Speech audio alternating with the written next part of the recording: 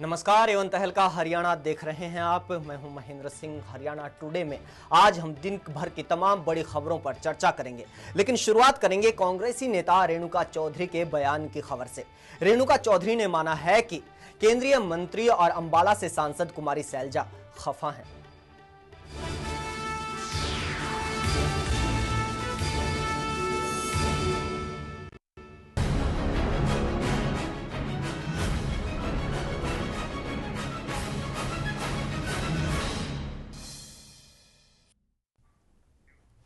क्या कुमारी सैलजा खफा हैं? किसी कांग्रेसी नेता से अगर ये पूछा जाए तो वो नहीं मानते, बात को टालने लगते हैं। लेकिन कांग्रेसी नेता रेणुका चौधरी ने माना है कि हरियाणा कांग्रेस में सब कुछ ठीक नहीं है। रेणुका चौधरी का कहना है कि उन्हें भी लगता है कि कुमारी सैलजा कुछ खफा हैं, लेकिन वो कांग्रेस का एक बड़ा दलित चेहरा है। हालांकि सैलजा क्यों खफा है, इसकी जानकारी रेणुका चौधरी को नहीं है।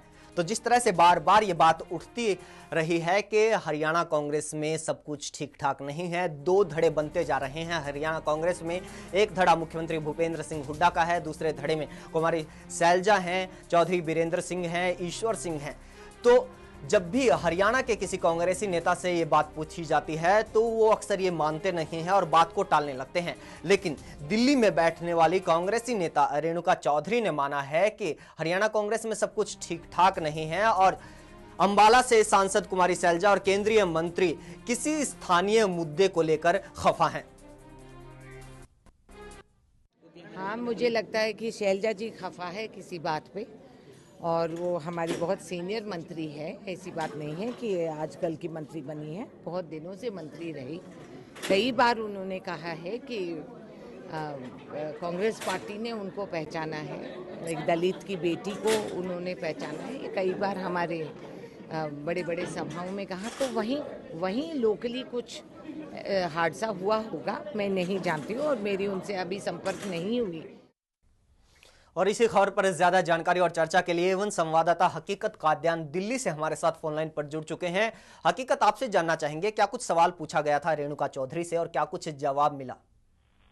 जी महेंद्र, जो रेणुका चौधरी से सवाल पूछा गया था, जो दलितों के साथ जो अत्याचार हो रहा है प्रदेश के अंदर, दलितों की स्थिति के बारे में, और बाद में जब उनसे पूछा गया कि कुमारी सैलजा जो है वो लगातार कांग्रेस के जो खिलाफ जो है वो कह रहे हैं, और साथ ही वो ये भी बता रहे हैं कि प्रदेश के अंदर दलितों के ऊपर जो अत्याचार है वो लगातार बढ़ते जा रहे हैं, तो रेणुका चौधरी ने कहा कि उन्हें जरूर लगता है कि कुमारी सैलजा जो है वो खफा है किसी बात से, और उनकी नाराजगी किस बात को लेकर है ये उनको मालूम नहीं है। लेकिन वो जब भी उनसे मिलेंगे तो जरूर पता करेंगे कि आखिर कुमारी सैलजा किस बात से नाराज है। और साथ ही उन्होंने ये भी संकेत दिए हैं कि प्रदेश कांग्रेस के अंदर सब कुछ ठीक नहीं चल रहा है।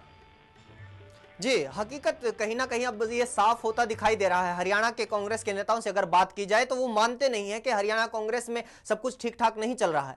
लेकिन ये बयान आया है दिल्ली में बैठने वाली नेता की तरफ से, तो साफ हो जाता है कि हरियाणा में जो कुछ चल रहा है उसकी भनक दिल्ली तक को लग गई है और हरियाणा कांग्रेस में सब कुछ ठीक ठाक नहीं है।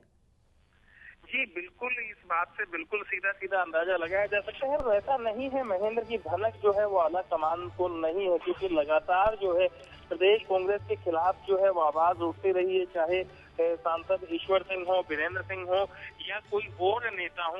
इससे पहले एक विधायक जो है वो अपना इस्तीफा तक सौंप चुके हैं आला कमान को, और सबका निशाना जो है मुख्यमंत्री भूपेंद्र सिंह हुड्डा की कार्यशैली ही रहती है, और ज्यादातर उनके ऊपर इल्जाम जो है वो लगते हैं कि वो एक क्षेत्र विशेष के नेता बनकर रह गए और सबको साथ लेकर नहीं चलते हैं। साथ ही प्रदेश के जो कार्यकारी अध्यक्ष हैं फूलचंद मुलाना, उनके खिलाफ भी लगातार आवाज उठती रहती है, और जाहिर सी बात है कि ये आवाज जो है ये बाहर भी पहुंचती है, प्रदेश के अंदर ही दबकर नहीं रह जाती, क्योंकि मीडिया काफी आजकल है और बाकी भी काफी मीन से कम्युनिकेशन के, तो उसके बाद अब ऐसा नहीं है कि आप किसी आवाज को, किसी मुद्दे को उठाएंगे तो स्थानीय मुद्दा ही बनकर रह जाते हैं, और बड़े स्तर पर ये बातें जाती हैं, और जाहिर सी बात है कि ये जो बातें हैं अब केंद्र तक पहुंच रही हैं, और लगातार जो है केंद्र तक इस प्रकार की बातें जाती है। तो उन्हीं बातों पर ध्यान देने के बाद रेणुका चौधरी ने आज ये बयान दिया है। जी, रेणुका चौधरी ने बयान दिया है कि कुमारी सैलजा खफा है। हकीकत, बहुत बहुत शुक्रिया तमाम जानकारी और चर्चा के लिए। इस बीच करमबीर सैनी है, प्रदेश प्रवक्ता हैं कांग्रेस के, हमारे साथ फोन लाइन पर जुड़ चुके हैं। करमबीर सैनी जी, स्वागत है आपका एवं तहलका हरियाणा पर। Thank you. जी करमवीर जी, क्या कुछ कहेंगे? आपकी पहली प्रतिक्रिया जानना चाहेंगे। रेणुका चौधरी ने साफ तौर पर माना है कि कुमारी शैलजा खफा हैं। ऐसा है, वो तो रेणुका चौधरी जानती हैं। ये कांग्रेस पार्टी एक लोकतांत्रिक पार्टी है, प्रजातांत्रिक पार्टी है। जी इसमें सब नेताओं को अपने विचार रखने का हक है। कांग्रेस पार्टी की वरिष्ठ नेता कुमारी शैलजा जी, कांग्रेस पार्टी में कोई भी गुटबाजी नहीं है, ना मनमुटाव है, कोई मतभेद नहीं है। ठीक है, आपस में व्यक्तिगत मनभेद हो सकता है, जी परंतु कांग्रेस पार्टी की मजबूती के लिए हर नेता और हर कार्यकर्ता जुटे हुए हैं और कांग्रेस पार्टी पूरी मजबूती से हर वर्ग की सेवा कर रही है। जी तो इस तरह की बातें रेणुका चौधरी किस बिना पे कह रही हैं, वो तो उनका व्यक्तिगत विचार हो सकता है, परंतु कांग्रेस पार्टी मजबूती से एकजुट होकर के और सबको साथ लेकर के चली हुई है। कुमारी शैलजा जी आज कैबिनेट में, केंद्र में भारत की सरकार में कैबिनेट मंत्री हैं, बहुत अच्छे ओहदे पर बैठी हुई हैं। जी इसी तरीके से जहां जहां जो भी है, जिस तरह से चौधरी वीरेंद्र सिंह की बात आप कर रहे थे, चर्चा कर रहे थे, चौधरी वीरेंद्र सिंह अखिल भारतीय कांग्रेस पार्टी के जनरल सेक्रेटरी रहे हैं और CWC के बहुत महत्वपूर्ण कमेटी जो है कांग्रेस पार्टी की, उसके सदस्य हैं। जी तो इसलिए हर नेता को पूरा मान सम्मान और पूरा उनको जो ओहदा जिस हिसाब से सीनियरिटी के हिसाब से जो एडजस्टमेंट होनी चाहिए, तो पूरी एडजस्टमेंट हर नेता पूरी तरह से अपनी जिम्मेवारी का निर्वाह कर रहे हैं और जिम्मेवारी को संभाल रहे हैं। जी करमवीर सैनी जी, ये बड़े नेता हैं, बड़े नेताओं की तरफ से इस तरह के बयान आते हैं और उसी के बाद चर्चा होती है, उसी के बाद खबर बनती है। अगर बड़े नेता कहते हैं कि प्रदेश सरकार को जिस तरह का काम करना चाहिए वो नहीं कर पा रही है, तो इसका मतलब क्या निकाला जाए? क्या पार्टी में फूट नहीं है? क्या पार्टी में दो धड़े नहीं है? व्यक्तिगत कोई बात हो सकती है, परंतु मुख्यमंत्री जी 36 बिरादरी को साथ लेके चल रहे हैं। सब बिरादरी की और सभी समाजों के लिए कल्याणकारी योजनाएं लागू की हैं। आज कोई भी वर्ग मुख्यमंत्री से ऐसा कोई नहीं है संतुष्ट ना हो, हर वर्ग आज मुख्यमंत्री जी से संतुष्ट है और पूरा आपके पार्टी के नेता ही संतुष्ट नहीं है करमवीर सैनी जी? देखो, मैं पहले भी कह चुका हूँ, ये कांग्रेस पार्टी एक ऐसी पार्टी है, बहुत बड़ी पार्टी है और ये लोकतांत्रिक और प्रजातांत्रिक पार्टी है। इसमें विचार रखने का हर सीनियर नेता को पूरा अधिकार वो रख सकता है, परंतु जहां तक कांग्रेस पार्टी की मजबूत करने की बात आती है तो सारे एकजुट होकर के लड़ाई लड़ते हैं, संघर्ष करते हैं और जब चुनाव आएगा सब एकजुटता से होकर पार्टी के लिए काम करेंगे। जी लेकिन करमवीर सैनी जी, मीडिया के सामने ये बातें आती हैं, आम लोगों के सामने ये बातें आती हैं, आम लोगों के सामने, मीडिया के सामने आपके बड़े नेता सवाल खड़े करते हैं प्रदेश सरकार पर। देखो, उनका व्यक्तिगत विचार हो सकते हैं, व्यक्तिगत विचार देते हैं, देते रहेंगे, कोई बात नहीं, उससे कांग्रेस पार्टी को कोई दिक्कत होने वाली नहीं है, उनके व्यक्तिगत विचार रहेंगे। लेकिन करमवीर सैनी जी, अगर कुमारी शैलजा कहती हैं कि हरियाणा में दलितों की स्थिति ठीक नहीं है, प्रदेश सरकार का रवैया ठीक नहीं है, तो क्या इसको सिर्फ व्यक्तिगत विचार मानकर दरकिनार कर देना चाहिए? देखिएगा, मैं शुरू से 9 साल के इतिहास की बात करना चाहता हूं। शुरू से मुख्यमंत्री जी ने जब से 9 साल से पदभार संभाला है, सबसे पहले 100 वर्ग गज प्लॉट देने का फैसला किया। आज हरियाणा में बहुत सारे 90% हरिजन भाइयों को फ्री में 100 वर्ग गज के प्लॉट दिए गए हैं। दूसरा सबसे महत्वपूर्ण जो योजना अम्बेडकर वजीफा राशि योजना है, जिसके तहत पहली क्लास से लेकर के 7 में वजीफा राशि मिलनी शुरू हो जाती है और साथ में उनको दोपहर का खाना फ्री में मिलता है और पढ़ाई भी फ्री में मिलती है, किताबें भी फ्री मिलती है। इस तरीके से सगुन राशि जो है वो 51,000 रुपए, अगर हमारी बहन की शादी करनी पड़ती है हरिजन वर्ग के भाइयों को, तो 51,000 रुपए की स्कीम लागू की, जिसके तहत उनको दी जाती है। मकान बनाने के लिए पैसे दिए जाते हैं। अभी दाल रोटी योजना जो लागू की है, इसमें हरिजन वर्ग के 90% लोग जो है इसमें शामिल होंगे, उनको लाभ किया जा रहा है। तमाम चीजें दी जाती हैं, लेकिन सुरक्षा क्यों नहीं दी जाती, जिस पर बार बार सवाल खड़े होते हैं? आपकी सांसद है कुमारी शैलजा, वो सवाल खड़े करती है, यहाँ तक कि सुप्रीम कोर्ट तक ने कहा है कि हरियाणा सरकार अपने नागरिकों को सुरक्षा देने में नाकाम रही है। मैं उनकी बात को मैं संदर्भ में उनको कुछ नहीं कहना चाहता, बहुत वरिष्ठ नेता, परंतु मैं इतना जरूर कहना चाहता हूँ, अगर कांग्रेस पार्टी की सरकार चौधरी भूपेंद्र सिंह हुड्डा किसी को सुरक्षा नहीं दे पाते, तो कोई और दूसरा नेता इसमें हरियाणा में कोई है नहीं जो सुरक्षा दे पाएगा। आज चौधरी भूपेंद्र सिंह हुड्डा ही ऐसे नेता हैं जो भी चाहे किसी भी समाज वर्ग का हो, किसी के साथ भी ज्यादती होती है तो सबसे पहले मुख्यमंत्री जी उनके खिलाफ कार्रवाई करते हैं, सख्ती से निपटते, चाहे कोई अधिकारी है, चाहे कोई नेता है, चाहे कोई भी है, तो सबके खिलाफ सख्त कार्रवाई होती है, कोई भी जाति करने वाला क्यों ना हो, किसी भी समाज के साथ क्यों ना हो। करमवीर जी, बावजूद इसके अगर सवाल खड़े होते हैं, सुप्रीम कोर्ट कोई टिप्पणी करती है, आपके बड़े नेता कोई टिप्पणी करते हैं, क्या उनके बयान को दरकिनार कर देना चाहिए, उनकी तरफ कोई ध्यान देना ही नहीं चाहिए? ना, मैं ये कह रहा हूं, देखो कांग्रेस पार्टी शुरू से पूरी तरह से गंभीर है। हरिजन वर्ग के बारे में जो बातें कही हैं, मान लिया मैं अम्बाड़ा की बात करना चाहता हूं, ठीक है, ज्यादती कोई करता है तो सरकार का सबसे पहले जो कदम होता है वो सख्ती से उनके खिलाफ कार्रवाई करे, उनके खिलाफ एफआईआर लॉन्च करे, उनको गिरफ्तार करे, और ये तत्परता से कार्रवाई की गई है। हरियाणा सरकार ने तो तुरंत कार्रवाई करते हुए उस हरिजन परिवार को पूरी मदद देने का फैसला किया है, सरकारी नौकरी भी देने का फैसला किया है, साथ में उन अधिकारी पुलिस कर्मचारियों के खिलाफ तुरंत कार्रवाई की गई है, गिरफ्तार किए गए हैं। तो कोई भी किसी भी समाज का हो, ये हरिजन वर्ग की बात नहीं है, चाहे पिछड़ा वर्ग का भाई हो, चाहे जनरल वर्ग का हो, कोई भी हो, जिसके साथ भी जाति होगी तो कांग्रेस पार्टी की सरकार उसके साथ सख्ती से निपटेगी हर हालत में। जी, करमवीर सैनी जी, क्या आप मानते हैं इन तमाम चीजों के बावजूद एक तरफ बखान किया जाता है मुख्यमंत्री भूपेंद्र सिंह हुड्डा की नीतियों का, दूसरी तरफ उनकी पार्टी के नेता धज्जियां उड़ाते हैं पब्लिक में, मीडिया में, क्या आप मानते हैं इस स्थिति को आदर्श स्थिति मानती है कांग्रेस? क्या ये सही है? उनके व्यक्तिगत विचार हो सकते हैं, पता नहीं उनको क्या दिक्कत है, ये तो मैं नहीं बता सकता, परंतु जहां तक सरकार की बात है, कांग्रेस पार्टी की बात है, पूरी तरह से बखूबी से हर वर्ग का पूरा ध्यान रख रही है, हर वर्ग के भले के काम कर रही है, कल्याणकारी नीतियां लागू की गई हैं। आज 36 बिरादरी के लोगों का समर्थन जो है कांग्रेस पार्टी के साथ और चौधरी भूपेंद्र सिंह हुड्डा के साथ, सोनिया गांधी के साथ है। जी, करमवीर सैनी जी, आपका बहुत बहुत शुक्रिया तमाम चर्चा के लिए, कार्यक्रम में शामिल होने के लिए। तो इस बीच पवन एवं संवाददाता न्यूज रूम से हमारे साथ जुड़ चुके हैं इसी खबर पर ज्यादा चर्चा के लिए। पवन, आपके पास आना चाहेंगे। जिस तरह से देखने में आता है, जब भी प्रदेश कांग्रेस के किसी नेता या प्रवक्ता से बात की जाती है तो वो साफ तौर पर मानते हैं कि कुमारी सैलजा खफा नहीं है, चौधरी बीरेंद्र सिंह खफा नहीं है, ईश्वर सिंह खफा नहीं है और प्रदेश कांग्रेस में सब कुछ ठीक ठाक है। लेकिन अब बयान आया है रेणुका चौधरी की ओर से, जो दिल्ली में ज्यादातर बैठती हैं। अब बात जो है वो दिल्ली तक पहुंच चुकी है और वहां से बयान आने शुरू हो गए हैं। क्या माना जा सकता है ऐसी स्थिति में कि कांग्रेस में सब कुछ ठीक ठाक है? जी बिल्कुल। अब जो कुमारी सैलजा है, अब इन्होंने जो अंबाला में जो हिरासत में जो मौत मामला है, इसको लेकर हरियाणा सरकार पर सवाल उठाए हैं। इससे पहले भी सैलजा जो है वो भेदभाव, विकास के मामले में भेदभाव को लेकर हरियाणा सरकार को घेर चुकी है। और दूसरा जो धड़ा जो सैलजा के साथ बना हुआ है वो बीरेंद्र सिंह है, राज्यसभा सदस्य ईश्वर सिंह है। एक धड़ा हरियाणा में मुख्यमंत्री भूपेंद्र सिंह हुड्डा का माना जाता है, जबकि दूसरा धड़ा जो है वो सैलजा, बीरेंद्र सिंह और राज्यसभा सदस्य ईश्वर सिंह का बना हुआ है। अब जो रेणुका चौधरी जो कांग्रेस के नेता हैं, दिल्ली से उनका जो बयान आया है, इस बयान के बाद निश्चित तौर पर जो कांग्रेस हाईकमान है उनके पास इससे पहले भी हरियाणा में भेदभाव का आरोप जो लगते हैं उनकी, और जो सैलजा, बीरेंद्र सिंह और जो ईश्वर सिंह का जो एक धड़ा बन चुका है मुख्यमंत्री भूपेंद्र सिंह हुड्डा के खिलाफ, उसकी खबरें जा चुकी है। लेकिन कांग्रेस हाईकमान की ये समझ में नहीं आ रहा है कि दिक्कतें क्या है जो इस मामले, जो इस पे रोक नहीं लग पा रही है। लगातार ऐसे बयान सामने आते हैं। पिछले दिनों चंडीगढ़ में कांग्रेस जनरल बॉडी की बैठक हुई थी, उसमें प्रदेश प्रभारी जो शकील अहमद है, उन्होंने ये साफ दिशा निर्देश दिए थे। उस बैठक में सैलजा भी पहुंची हुई थी और राज्यसभा सदस्य बीरेंद्र सिंह भी पहुंचे हुए थे। उसमें बैठक में दिशा निर्देश दिए गए थे कि जब भी किसी को पार्टी से किसी तरह की अगर कोई दिक्कत है तो वो पार्टी के लेवल पर सुलझाए और मीडिया में किसी तरह की बयानबाजी ना की जाए। इसके बावजूद जो बयानबाजी है वो नहीं रुक रही है। उस दिशा निर्देश मिलने के बाद राज्यसभा सदस्य ईश्वर सिंह दिल्ली में बैठकर एक प्रेस कॉन्फ्रेंस कर चुके हैं और हरियाणा सरकार के खिलाफ, हरियाणा कांग्रेस के खिलाफ बयानबाजी कर चुके हैं। और सैलजा ने अंबाला में बयानबाजी की है।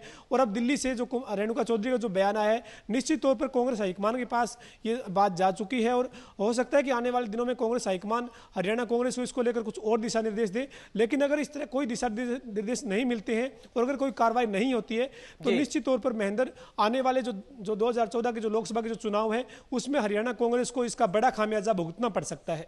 जी, असर पड़ता है निश्चित तौर पर पार्टी पर। पवन, हमारे साथ बने रहिए, इसी खबर की अगली कड़ी पर भी आपसे चर्चा जारी रहेगी। तो आपको बता दें, बयान आया है रेणुका चौधरी का और बयान में कहा यह गया है कि वो मानती हैं कि कुमारी सैलजा, जो कि अंबाला से सांसद हैं, केंद्र में मंत्री हैं, वो किसी स्थानीय मुद्दे को लेकर खफा हैं।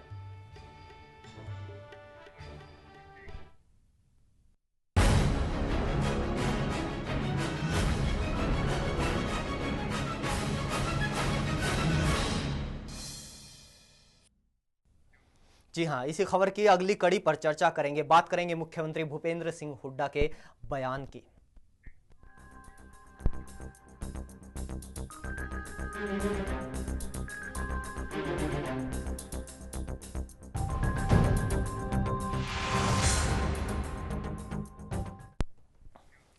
क्या हरियाणा में दलित सुरक्षित हैं? अगर मुख्यमंत्री भूपेंद्र सिंह हुड्डा की माने तो दलित पूरी तरह सुरक्षित हैं।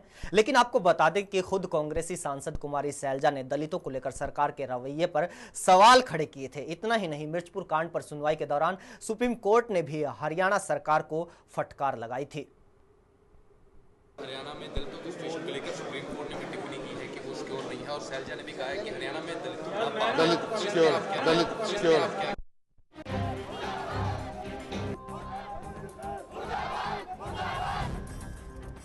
सुना आपने, सूबे के मुखिया भूपेंद्र सिंह हुड्डा कहते हैं कि प्रदेश में दलित सिक्योर हैं। मुख्यमंत्री के बयान से साफ है कि प्रदेश में दलितों को कोई कष्ट नहीं है। लेकिन शायद मुख्यमंत्री के दावों की दहलीज से बाहर निकलें तो हकीकत कुछ और ही सामने आ रही है। हालिया घटनाओं को देखकर ही लगता है कि प्रदेश में दलितों की स्थिति अच्छी नहीं है। पानीपत में पहले एक दलित लड़की से छेड़छाड़ की जाती है, फिर आरोपी दबंग लड़की और उसके परिवार पर हमला कर देते हैं। डर के साए में ये परिवार आज 1 महीने बाद भी गांव से बाहर रहने को मजबूर है। कलायत में एक दलित परिवार का आरोप है कि पड़ोसी ने उसके मकान पर कब्जा कर लिया है और ये परिवार पिछले 20 दिनों से खुले आसमान के नीचे जिंदगी गुजारने को मजबूर है। अंबाला में पुलिस हिरासत में एक दलित युवक की मौत हो जाती है। इस मामले को लेकर अंबाला से कांग्रेस सांसद कुमारी सैलजा भी हुड्डा सरकार को घेर चुकी हैं। कॉम्पेंसेशन कहाँ है? कौन सी कॉम्पेंसेशन है? क्या वो राजीव बीमा योजना है कॉम्पेंसेशन है? 1 लाख रुपए ये कौन सी कॉम्पेंसेशन? इनको नौकरी देनी चाहिए दोनों को, उसके किसी भाई को दे दें, उनके परिवार में किसी को दे दें, इसको लड़के को नौकरी दें।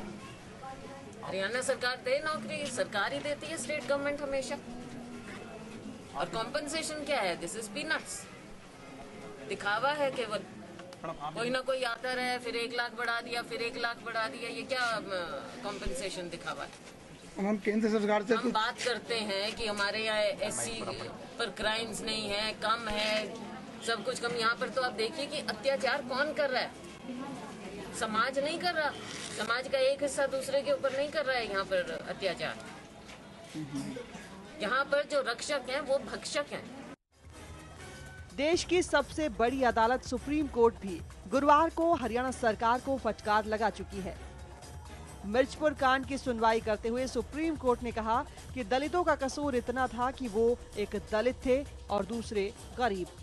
मिर्चपुर के दलितों के पुनर्वास के लिए हरियाणा सरकार की कार्रवाई पर भी सवाल उठाए गए हैं।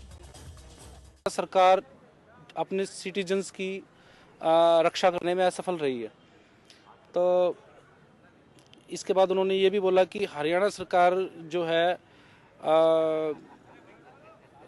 जो मिर्चपुर गांव में लोग जाने से कतरा रहे हैं क्योंकि वहाँ पे डर और भय का माहौल है। वहाँ पर 180 परिवार रह रहे हैं, जबकि मेरी नॉलेज के मुताबिक मिर्चपुर में करीबन 40 से अधिक परिवार नहीं रह रहे हैं। तो सोमवार के लिए रख दिया। मुख्यमंत्री भूपेंद्र सिंह हुड्डा भले ये दावा कर रहे हैं कि दलित हरियाणा में पूरी तरह सुरक्षित है, लेकिन देश की सबसे बड़ी अदालत यानी सुप्रीम कोर्ट ने गुरुवार को मिर्चपुर कांड पीड़ितों के लिए राहत और पुनर्वास के लिए बनी कमेटी की रिपोर्ट पर सुनवाई करते हुए हरियाणा सरकार पर न केवल कड़ी फटकार लगाई है, बल्कि इस घटना को समाज के लिए एक कलंक बताया है।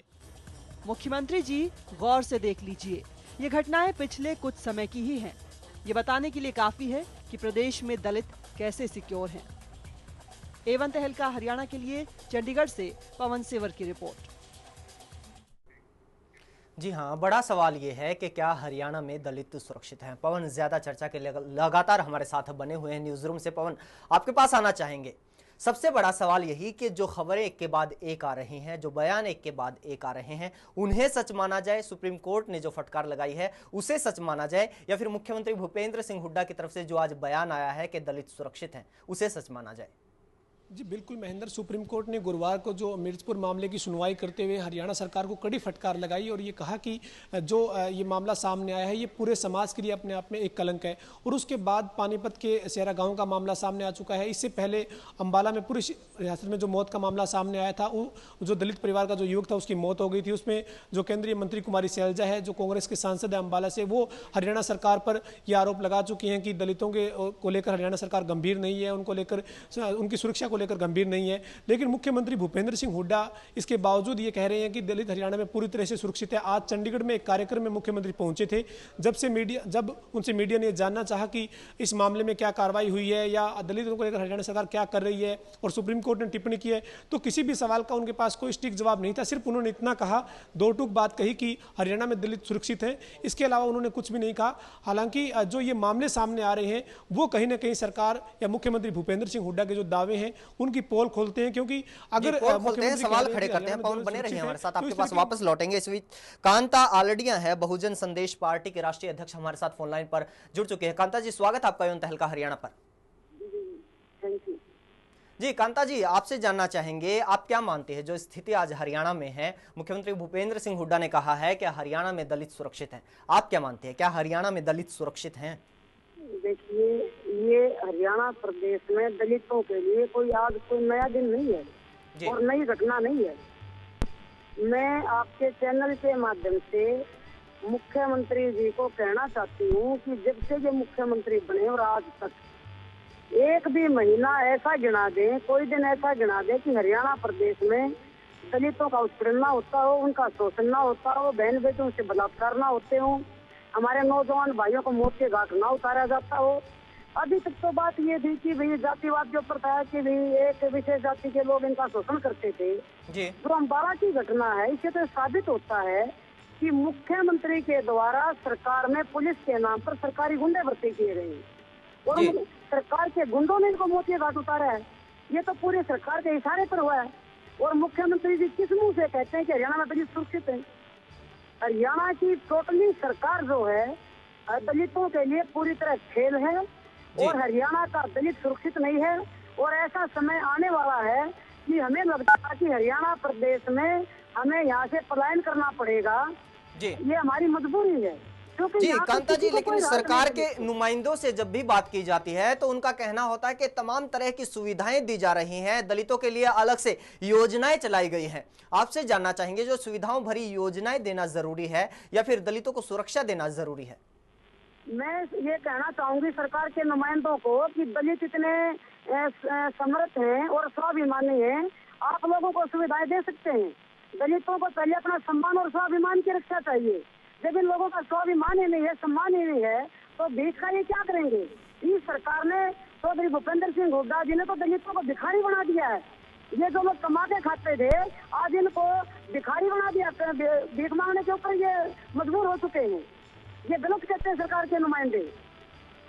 जी कांता जी, लेकिन जो सरकार के भीतर हैं, जो नेता हैं, जो कांग्रेसी नेता हैं, कुमारी सैलजा की अगर बात की जाए, ईश्वर सिंह की अगर बात की जाए, तो वो कांग्रेस के भीतर रहते हुए भी आवाज उठा रहे हैं। वो साफ तौर पर कह रहे हैं कि दलितों के साथ जो हरियाणा में व्यवहार हो रहा है, जो सरकार का रवैया है, वो सही नहीं है। मैं ये कहना चाहूंगी आपको, जिन नेताओं का आपने नाम लिया है वो मेरे से बड़े हैं, मैं उनका सम्मान भी करती हूँ, लेकिन उनको ये पता है कि कांग्रेस इतनी भ्रष्टाचारी पार्टी है, कांग्रेस दलितों की गद्दार पार्टी है, कांग्रेस ने हमेशा दलितों का खून पिया है, कांग्रेस ने हमेशा दलितों का उत्पीड़न किया है, शोषण किया है, बहन बेटों की इज्जत से खिलवाड़ किया है। आज वो किस मुंह से कांग्रेस में बैठे हुए हैं? अगर वो ऐसे बनते हैं, दलितों को न्याय देना चाहते हैं, तो क्यों छोड़ के आते कांग्रेस को मैदान में अपनी जनता के बीच में? वो दलितों का मसीहा नहीं है, वो कांग्रेस के पैरों में बैठे हुए हैं, वो कांग्रेस में समाज के दलाल बने हुए हैं और समाज को गुमराह करें। अगर ये ऐसे हो समाज के, तो इनको कांग्रेस छोड़ के आ जाना चाहिए, इस्तीफा दे देना चाहिए कांग्रेस को। जी जी जी जी कांता जी आपके पास वापस लौटेंगे, बने रहिए हमारे साथ। इस बीच वीर कुमार यादव हैं, बीजेपी के प्रवक्ता, हमारे साथ फोन लाइन पर जुड़ चुके हैं। वीर कुमार जी, स्वागत आपका एवं तहलका हरियाणा पर। धन्यवाद महेंद्र जी, धन्यवाद। वीर कुमार जी, सीधा सवाल आपसे, ये सवाल ये है कि क्या हरियाणा में दलित सुरक्षित हैं? देखिए, दलित हरियाणा में कैसे सुरक्षित हो सकते हैं? अभी कल ही जिस प्रकार से सुप्रीम कोर्ट ने टिप्पणी की है कि मिर्चपुर कांड जो हुआ उसका आधार ही यही था कि वो गरीब के साथ दलित थे, उसको भी छोड़िए। केंद्रीय मंत्री कांग्रेस कुमारी सैलजा स्वयं ये कह रही है कि जो अम्बाड़ा के अंदर दलित बस्ती में राम कुमार को जिस प्रकार से हथकड़ियों से मारा गया है, समाज ने नहीं बल्कि सरकार का उत्पीड़न है, सरकार का अत्याचार है। स्वयं प्रदेश के अध्यक्ष जो है फूलचंद मुलाना ये कहते हैं कि मेरा अपमान इसलिए हो रहा है क्योंकि मैं एक दलित हूँ। अब बताइए, कांग्रेस पार्टी के उधर से ईश्वर सिंह की बात सुन लीजिए, नरेश सेलवाल की बात सुन लीजिए, जो इनके दलित एमएलए हैं, सांसद हैं, मंत्री हैं, विधायक हैं। तो मुझे महेंद्र जी ये बताइए कि इससे ज्यादा जो खुद पार्टी के लोग हैं, जो भुक्तभोगी हैं, जो पीड़ित हैं, शोषित हैं, जो इन लोगों के खुद इनके परेशान किए हुए हैं, वो लोग इनकी असलियत बता रहे हैं, वो लोग इनको बेनकाब कर रहे हैं। तो भारतीय जनता पार्टी क्या टिप्पणी करे? कांग्रेस में सर्वोच्च न्यायालय की टिप्पणी आ गई है, हाई कोर्ट की टिप्पणी आ गई है, इनके अपने प्रदेश अध्यक्ष की टिप्पणी आ गई है। जिस प्रकार से अपना घर जो रोहतक में खुद मुख्यमंत्री के घर में स्थित है, वहाँ की बच्चियों ने सीबीआई के सामने बयान दिए कि हमारे पास रात को पुलिस के अधिकारी आते थे और हमारे 3 एमएलए हैं जिनको ये जजमंती वहाँ सौंपती थी। आस्था हुड्डा उनको यानी पुरस्कृत करती है, दीपेंद्र हुड्डा उनको इनाम देते हैं। कहाँ दलित सुरक्षित है? आज बिस्पुट कांड हो, जींद का कांड हो, आज छछरौली हो, आज करनाल हो, आज अपना घर हो, यानी जिस प्रकार की कहानियां सामने आ रही हैं, तो मैं सोचता हूँ प्रत्यक्षम किम परिणामम, सारी स्थिति स्पष्ट है। केवल लेकिन वीर कुमार यादव जी, जब भी सरकार से बात की जाती है, सरकार तो कहती है कि बहुत सारी योजनाएं चलाई गई हैं दलितों के लिए, इतनी जितनी हरियाणा में योजनाएं हैं इतनी तो कहीं भी नहीं है। लेकिन मुख्यमंत्री से ये भी पूछा जाता है क्या हरियाणा में दलित सुरक्षित हैं? साफ तौर पर कहा जाता है कि दलित सिक्योर हैं, सुरक्षित हैं। तो फिर ये क्यों टिप्पणी की सुप्रीम कोर्ट ने? यानी देश का सर्वोच्च न्यायालय ये कहे कि मिर्चपुर में विकलांगों को भी जिंदा जला दिया, छोटी छोटी बच्चियों को जिंदा जला दिया। रोहतक में अपना घर में बच्चियों का, छोटी छोटी बच्चियों का, नाबालिग बेटियों का यौन उत्पीड़न हुआ। ये मैं नहीं कह रहा, ये जो हाई कोर्ट की टीम वहाँ के चीफ जस्टिस ने भेजी थी, उस टीम की रिपोर्ट है। यानी आप मुख्यमंत्री किस मुंह से बात कर रहे हैं? सुप्रीम कोर्ट की टिप्पणी है, हाई कोर्ट की टिप्पणी है, सीबीआई की टिप्पणी है, और उनका जो महिला आयोग है, जो उनका मानव अधिकार आयोग है, जिन्होंने विजिट किया मिर्चपुर में, ये उनकी कहानी है। जो संवैधानिक संस्थाएं हैं वो बोल रही है, किस मुंह से बात करते हैं ये? जी वीर कुमार जी वापस आएंगे, बने रहिए हमारे साथ। कांता आलड़िया हैं हमारे साथ, लगातार बनी हुई हैं फोन लाइन पर। कांता जी, आपके पास आना चाहेंगे। दलितों का मुद्दा है, दलितों पर खासतौर पर हमेशा राजनीति होती है, वो चाहे प्रदेश की बात हो या फिर पूरे देश की बात हो। यहां पर राजनीति हो रही है। कांग्रेस की सरकार कहती है कि सब कुछ ठीक है, लेकिन कांग्रेस के भीतर के नेता ही कहते हैं कि सब कुछ ठीक ठाक नहीं है। ये सिर्फ राजनीति है या फिर दलितों के प्रति दोनों पार्टी में और सरकार में जो नजरिए में भेद है वो है? ये देखिए, पहले तो मैं आपको बताना चाहूंगी कि जो कांग्रेस के अंदर दलितों का नाम लेकर जो नेता मंत्री बने बैठे हैं या प्रदेश अध्यक्ष के पद पर बने बैठे हैं, वो दलितों के हितैषी नहीं हो सकते। वो तो सिर्फ अपना घर भरने के लिए, अपना पेट भरने के लिए, अपने रिश्तेदारों को अच्छे और खाने के लिए वो सिर्फ दलितों के नाम पर राजनीति करते हैं। जी, कांग्रेस पार्टी एक ऐसी पार्टी है जिसको आज तक दलित समाज ने ही सत्ता में पहुंचाया है, और यही एक ऐसी पार्टी है जिस पार्टी ने सबसे ज्यादा शोषण अगर किया है तो दलितों का किया है। तो दलित जितने भी नेता मेरे भाई बहन इसमें बैठे हैं कांग्रेस में, ये तो हमारे समाज के दलाल के रूप में काम कर रहे हैं। ये तो जैसे गांव में एक जमींदार के खेत में साझे लग जाते हैं दलित परिवार, लोग गरीब परिवार, ये तो इस मुख्यमंत्री के साझे लगे हैं, और ये तो मुख्यमंत्री के को काका कहते हैं। तो क्या करेंगे दलितों का सुधार? ये इनको अपनी लाल बत्ती मिलती है, कुर्सी मिलती है, और इनका पेट भर चुका है, तो दलित समाज क्या मांगे इनको? अब ये दलित नहीं रहे, अब तो ये बहुत बड़े बन चुके हैं।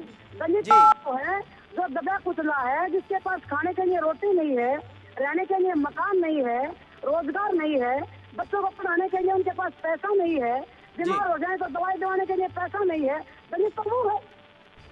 जी कांता जी, बड़ा सवाल यही है कि क्या हरियाणा में दलित सुरक्षित हैं? कांता आलड़िया जी, आप हमारे साथ चर्चा में शामिल हुई, हमारे साथ जुड़ी, बहुत बहुत शुक्रिया आपका। वीर कुमार यादव हमारे साथ बने हुए हैं। वीर कुमार जी, वही सवाल आपसे, क्या दलितों के नाम पर हरियाणा में सिर्फ राजनीति होती है या फिर दलितों के बारे में कुछ सोचा भी जाता है? देखिए, हरियाणा में वैसे तो कोई भी वर्ग सुरक्षित नहीं है, बहनें बेटियां तो कतई सुरक्षित नहीं है, लेकिन दलितों का जिस प्रकार से उत्पीड़न इस सरकार के टेन्योर में हुआ है और हो रहा है, ये वास्तव में चिंता का विषय है। एक जगह पर नहीं हुआ, हरियाणा में जितनी भी घटनाएं हुई हैं, जैसे मैंने अभी बताया कैथल की घटना हो, उसमें यही हुआ, वहाँ भी दलित उत्पीड़न हुआ। अभी मुख्यमंत्री के अपने गृहनगर में जिस प्रकार से उत्पीड़न हुआ, छोटी छोटी बच्ची, वो सारी दलित हैं। तो दलित तो बिल्कुल सुरक्षित नहीं है, और मैं ये समझता हूँ कि मुख्यमंत्री को वास्तव में तो एक नैतिकता का तकाजा है कि उनको गद्दी पर एक सेकंड भी नहीं रहना चाहिए। उनके अपने घर में, रोहतक में जो अपना घर है, जहाँ अनाथ बच्चियां जिनका कोई नहीं होता, वो सहारे के लिए और अनाथ आश्रम में भेजी जाती हैं, और वहां पर भी उनका यौन उत्पीड़न हो, और करें कौन? सफेद धारी। उन्होंने कहा कि 3 कांग्रेस के विधायक हैं, उनके यहाँ में भेजा जाता था। हमारे यानी जो संजीव दलाल था, जो डीजीपी था, वहाँ भ्रष्ट आदमी, वो उसने जो वहाँ सीआईडी की रिपोर्ट बैठाई, सीआईडी ने क्लीन चिट दी। तो वहाँ आज की तारीख में जिस प्रकार से हरियाणा में उत्पीड़न हो रहा है, यमुनानगर की घटना में क्या हुआ था छतरौली के अंदर आपके सामने, जी, तमाम तरह की बातें हैं, तमाम तरह की खबरें हैं जिनको लेकर सवाल खड़े होते हैं। वीर कुमार यादव जी, आपका बहुत बहुत शुक्रिया हमारे साथ जुड़ने के लिए, चर्चा में शामिल होने के लिए। तो 2 तस्वीरें यहाँ पर हैं, एक के बाद एक खबरें आती हैं कि दलितों के साथ अत्याचार हो रहा है प्रदेश में, लेकिन दूसरी तस्वीर ये है जब सरकार से बात की जाती है, मुख्यमंत्री से बात की जाती है या फिर कांग्रेस के प्रवक्ताओं से बात की जाती है, तो उनका कहना है कि जितना इस सरकार ने दलितों के लिए किया है, इतना किसी भी सरकार ने किसी भी राज्य में नहीं किया गया होगा।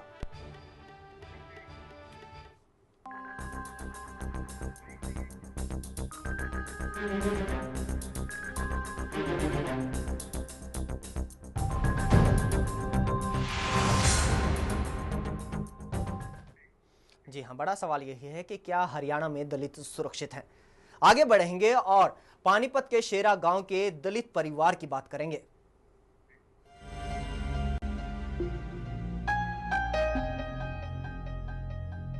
लोगों की वजह से हम कॉलेज में नहीं जाते हैं, कोई भी स्कूल में नहीं जाता है, सब घबराए हुए घर में बैठे हुए सब। पानीपत के शेरा गांव में दलित परिवार के पलायन मामले में पंचायत हुई, लेकिन वो भी बेनतीजा रही। पंचायत के दौरान प्रशासनिक अमला भी मौजूद था। लड़की से छेड़छाड़ और मारपीट से परेशान दलित परिवार को अब समझ नहीं आ रहा कि वो गुहार कहां लगाए, क्योंकि ना प्रशासन ने उनकी सुनी और ना ही पंचायत ने।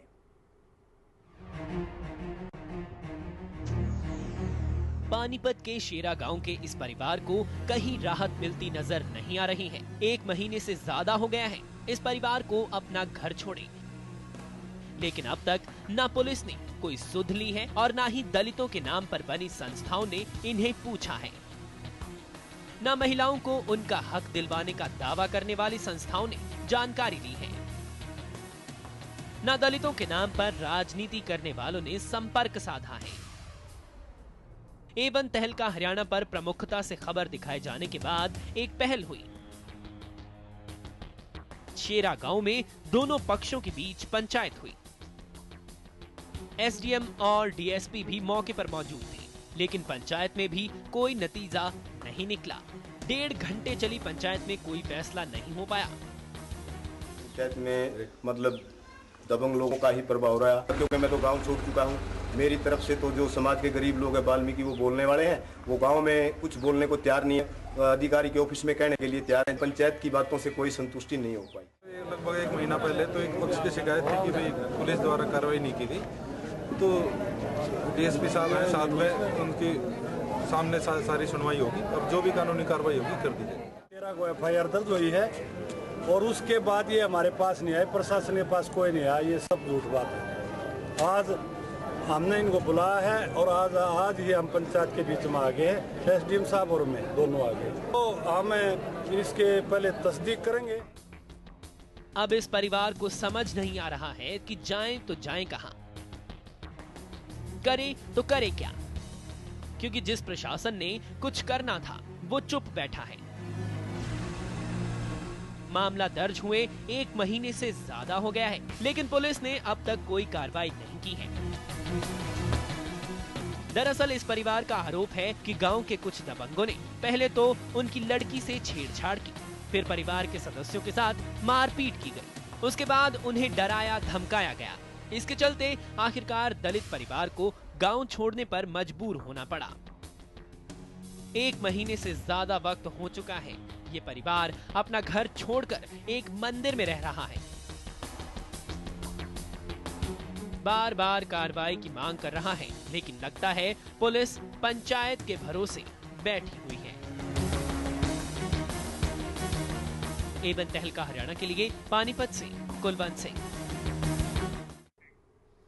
और इसी खबर पर ज्यादा जानकारी के लिए एवं संवाददाता कुलवंत पानीपत से हमारे साथ फोन लाइन पर जुड़ चुके हैं। कुलवंत, डीएसपी को हमने सुना, साफ तौर पर उनका कहना था कि उनके पास कोई शिकायत आई ही नहीं और जैसे ही उनके पास ये मामला पहुंचा तो वो तुरंत गांव में आए और पंचायत करवाई। आपसे जानना चाहेंगे क्या कुछ जानकारी है?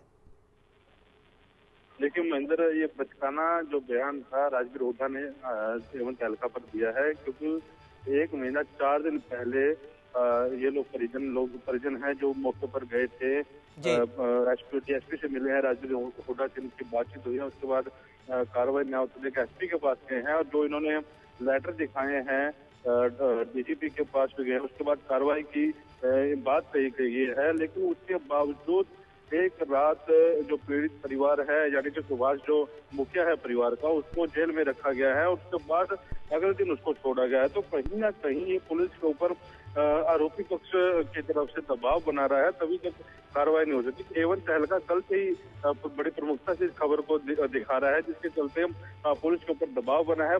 डीएसपी और एसडीएम पंचायत में गए हैं, पंचायत में सुलह करने की बड़ी कोशिश की गई है। लेकिन सुभाष का जो आरोप ये था कि जो उसके खिलाफ एफआईआर जो धाराएं लगाई गई है, आरोपियों के खिलाफ ऐसी धाराएं हैं, तो उसके बाद समझौते की बात की जाएगी। लेकिन पुलिस प्रशासन और जिला प्रशासन की तरफ जो एसडीएम गए थे, वो मान मनोबल करने के बाद भी पीड़ित परिवार को मना नहीं सके। तो कहीं ना कहीं पीड़ित परिवार के ऊपर इस बात का दबाव बना हुआ है कि अगर जो गांव में आएंगे तो उनको जान से मार दिया जाएगा। 3 परिवार यानी कि 18 से ज्यादा लोग अपना घर परिवार छोड़कर पानीपत में शरण लिए हुए हैं। जी, शरण लिए हुए हैं अपना घर परिवार छोड़कर। कुलवंत, बहुत बहुत शुक्रिया आपका तमाम जानकारी के लिए। इस बीच जगमती सांगवान अध्यक्ष हैं जनवादी महिला समिति के, हमारे साथ फोन लाइन पर जुड़ चुके हैं। जगमती जी, स्वागत आपका एवं तहलका हरियाणा पर।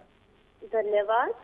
जगमती जी, सीधा सवाल आपसे ये, एक परिवार जो 1 महीने से अपना घर परिवार छोड़कर दूसरी जगह पर आश्रय लिए हुए है, दलित परिवार है, लड़की के साथ छेड़छाड़ हुई, क्या कर रही हैं वो समितियां, वो संगठन जो बार बार महिलाओं को अपना अधिकार दिलवाने का दावा करते हैं, उनके हक के लिए लड़ाई लड़ने की बात करती हैं?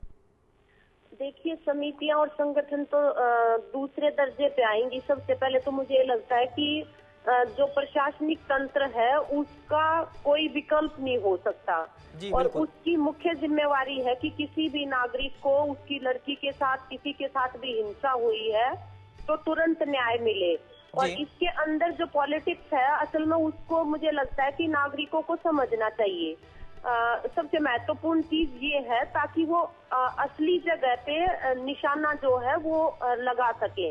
इसके अंदर ये है कि दलित लड़की के साथ छेड़छाड़ की घटना हुई, पुलिस जो है पुलिस ने कार्रवाई की नहीं। अब जस्टिस वर्मा कमेटी की जो रिकमेंडेशंस जो आई है उसमें 166A के आधार पर उन पुलिस कर्मियों के खिलाफ जैसे ही आगे जांच चलेगी तो सख्त कार्रवाई होगी।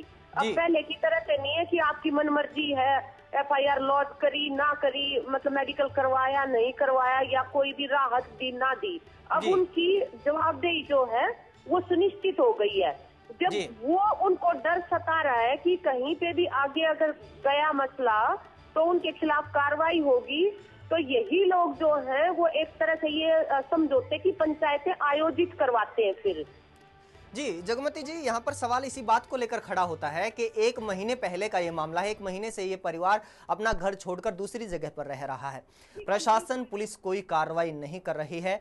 यहाँ पर सवाल इसलिए खड़ा होता है कि जो तमाम तरह की संस्थाएं हैं वो चाहे दलितों को लेकर आगे आती हों, वो फिर चाहे महिलाओं के अधिकारों को लेकर आगे आती हों या फिर मानव अधिकारों को लेकर आगे आती हों, उन्होंने भी सुध नहीं ली है इस परिवार की। उनको अगर कोई उनके पास नहीं जाएगा, यहाँ पे मतलब 100 तरह की चीजें चल रही है, जातिवाद चल रहा है। कोई जातियों के घेरे में उनको रख के दलितों को भी अपनी नेतागिरी चमकाना चाहते हैं और कोई जो है प्रशासनिक स्तर पे अपनी गलतियों को छुपाना चाहते हैं। तो आप भी थोड़ा सा ये जो परत दर परत अन्याय जो है ना, जहाँ पे जब राज्य नागरिकों को निरीह छोड़ देता है तो उसके बाद अन्याय की परतें होती है बहुत सारी, और उन परतों को समझने के लिए बहुत ज्यादा संजीदा तरीके से, इससे पहले कि हम कोई भी वर्डिक्ट दें कि किसकी असफलता और कौन कर रहा नहीं कर रहा है, तो खुद थोड़ा सा उन सूत्रों को पकड़ लेना चाहिए हमें। और सभी चीजों को अगर ऐसे रिजेक्शनिस्ट तरीके से देखने लगेंगे तो कहीं पे भी नहीं पहुंचेंगे हम। जबकि हकीकत ये है कि महिला संगठनों ने हरियाणा के अंदर लाठियां खाई है। पूरे देश के 25 महिला संगठन जो हैं वो रोहतक के अंदर इकट्ठे हुए हैं। जी जगमती जी आखिरी सवाल आपसे ये, क्या अब इस मामले में आपकी तरफ से कोई पहल की जाएगी? बिल्कुल, अगर परिवार चाहेगा धक्का तो कोई किसी के साथ कर नहीं सकता। यहाँ पे हमने पिछले दिनों ये भी देखा है कि जो दलित परिवार है उनके ऊपर जो निहित स्वार्थ है वो इस तरह से मतलब अपना वो दबदबा बना देते हैं कि उनको भी ये पता नहीं लगने देते कि कौन उनके असल में हितैषी है और कहाँ उनको जाना चाहिए और क्या करना चाहिए। तो इसलिए हम यूँ तो है नहीं कि भाई हमारे पास भी बहुत बड़ी ताकत और इतना वो हो, लेकिन डेफिनेटली जो भी हमारे पास आता है, जनवादी महिला समिति ने संसद के स्तर तक उनकी जुन सुनवाइयां जो है वो आयोजित करी है। जी, संसद तक मांग और बातें लेकर गई हैं आप दलित परिवारों की, महिलाओं की। जगमती जी, आप चर्चा में शामिल हुई, बहुत बहुत शुक्रिया। वक्त की कमी है, माफ कीजिएगा इस तरह से आपको रोकना पड़ा। तो आपको बता दें कि जो दलित परिवार है पानीपत के शेरा गांव का, वो अब भी अपना घर छोड़कर दूसरी जगह पर रह रहा है। 1 महीने से ज्यादा का वक्त हो चुका है। जो पुलिस है वो कोई कार्रवाई नहीं कर रही है। अगर कुछ किया है पुलिस ने तो वो पंचायत करवाई है, और पंचायत के भरोसे पुलिस बैठी है कि पंचायत कोई फैसला ले तब जाकर इस मामले का कोई समाधान हो, जबकि जिम्मेदारी पुलिस प्रशासन की बनती है क्योंकि मामला आपराधिक है।